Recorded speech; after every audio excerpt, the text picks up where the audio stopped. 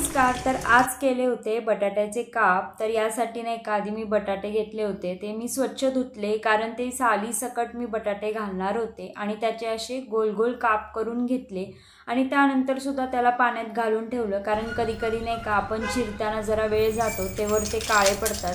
मग याला पाण्यात घालून ठेवायचे. त्यानंतर नाही का तेल गरम करून घेतलं मी.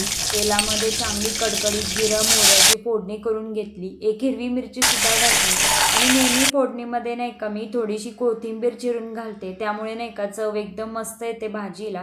मग घरातले जे काही मसाले आहेत, धन जिरं पावडर, हळद, थोडासा कांदा लसूण मसाला घातला आणि हे सगळे मसाले घातल्यावरती चवीपुरतं मीठ घातलं आणि ते मस्त अशी नाही का भाजी मी शिजवून घेतली. आता बघा हे छान असे बटाट्याचे काप तयार झालेले आहेत आणि भरपूर कोथिंबीर यावरतून घातली कारण कोथिंबीरीचा फ्लेवर एकदम मस्त लागतो. तुम्ही सुद्धा नक्की एकदा ट्राय करून बघा.